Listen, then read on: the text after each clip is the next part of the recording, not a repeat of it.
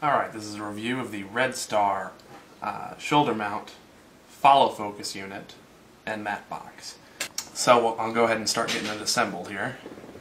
You start out with this comes in two pieces. You have your shoulder mount here and you have the pole that's going to attach to it. It has a screw on one end and the blue plug on the other, so it's fairly easy to discern which one this is.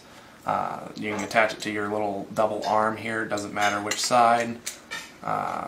And I'm going to do it this direction so that it sits, so that the shoulder mount sits a little higher than the actual pole here. So, and I'll grab the longer pole here, and that's what you're going to insert through the center.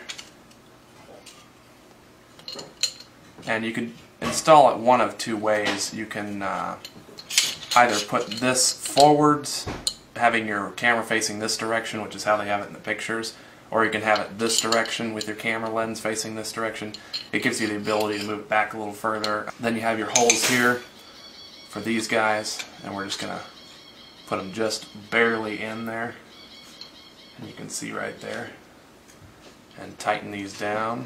You offset it a little bit to whichever side you want your shoulder piece on here, and then you just slide that on the end here. Alright, so now you got your front rails and your back rail attached to the camera mount. Like I said, this can go this direction, or you can flip it 180 degrees so that this faces outward. I like it this way. It's a little easier to maneuver and work with. With your grips, from what I can discern, there's no real way to do it, but your thumb would go in this blue section here, so you'll mount it with the large blue section out.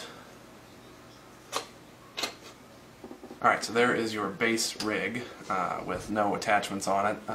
This is not the direction they show in the picture there. This works a lot better for longer lenses. So I'm going to take it apart real quick and then put it back together in the configuration they normally have.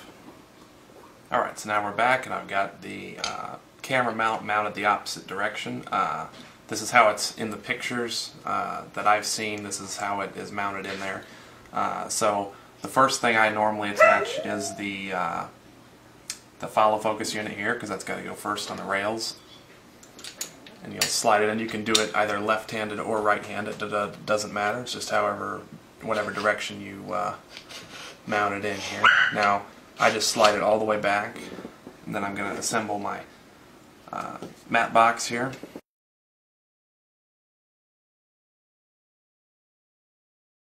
This is all a plastic unit here. The only thing that's metal on it is the mount for the rail system. Alright, now this guy's going to just slide down your rails. Down here is the height screw. You can see it right here. Just loosen that and it'll let you drop it.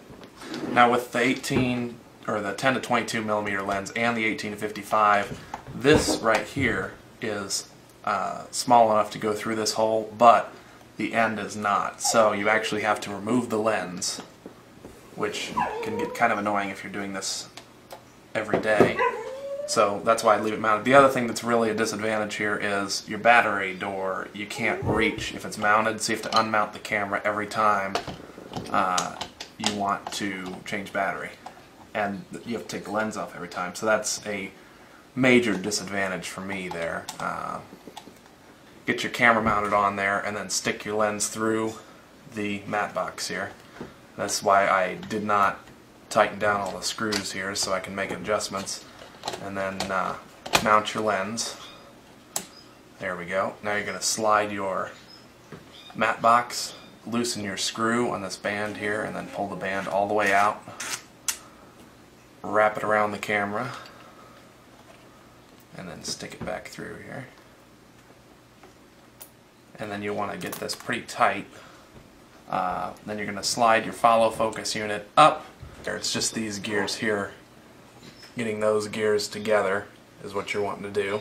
And then once you got that, when you turn your wheel here, as you can see down there, your focus is going to turn.